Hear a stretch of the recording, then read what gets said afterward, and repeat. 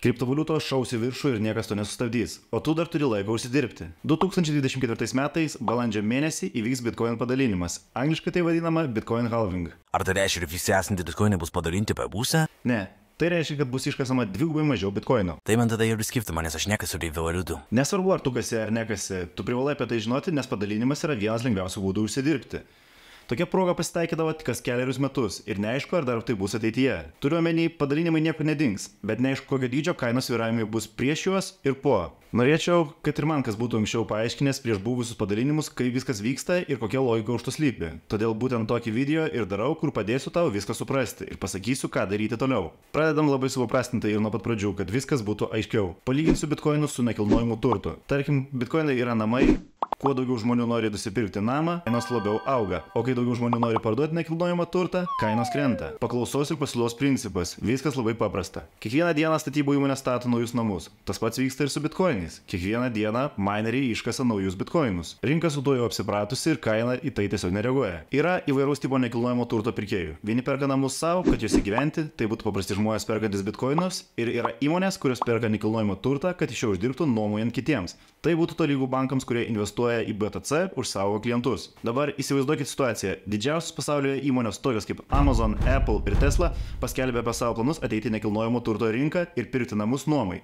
Negana to, valstybė išleido įstatymą, kad nuo 2024 m. balandžio mėnesio statybų įmonėms bus leista statyti perpus mažiau naujų namų. Kaip manot, ar jūsų nekilnojamo turto vertė pakils? Pateikus tokį scenarijų, viskas atrodo labai akivaizdu ir paprasta. Pasiūla ženkliai sumažės ir kainos šaus į viršų. Kaip sakoma, tokia proga užsidirbti būna tik vieną kartą gyvenime. Bet šiuo metu būtent tokia situacija ir yra kriptovaliutų pasaulyje. Viena didžiausių investicinių įmonių, BlackRock, mėgina prastumti Bitcoin ETF. Paprastai tariant, mėgina pasileisti produktą, kuris leis jiems investuoti savo klientų pinigus į Bitcoin. Ar daug pinigų jie valdo? Prisimenat anksčiau minėtus Apple, Amazon ir Tesla. Šių trijų įmonių bendra vertė truputį virš 5 trilijonų dolerių, o BlackRock valdo apie 9,5 trilijono dolerių. Tai va tokio dydžio kontora. Ir jie ne vieni, kurie mėgina pasileisti Bitcoin ETF. Bet tai nesvarbu, nesigilinsim, manau suprantat, kad bitkoinai jau senai nebėra tas dalykas, iš kurio juokiasi žmonės, kai jiems bandai kažką paaiškinti. Patinka toks turinys? Nepamiršk paspausti subscribe mygtuką ir palikti komentarą. Ir pagaliau grįžtame prie pagrindinės temos. Balandžio mėnesį įvyks padalinimas, dėl kurio bus iškasama dvigubai mažiau naujų bitkoinų. Pasiūla sumažės, į rinką ateis dar nematyto dydžio žaidėjai, laukia smagus laikai. Gerai, Jonai, vos supratau.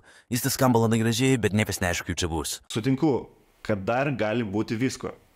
Kaina gali kristi, gali kilti, niekas nežino, kaip bus. Bet galim pasinagrinėti, kas vyko per praeitus padalinimus. Kiekviena linija žymė praeitus Bitcoin padalinimus. Po kiekvieno karto buvo iškasama dvigubai mažiau Bitcoin kasdieną. Manau, kad sutiksit su manim, jei pasakysiu, kad būtent šios datos grafikuose atrodo kaip kainos kilimo atspirties taškai. Berenkant medžiagą radau įdomią nuotrauką, kur žmonės spėliojo, kokią įtaką kainai turės 2020 m.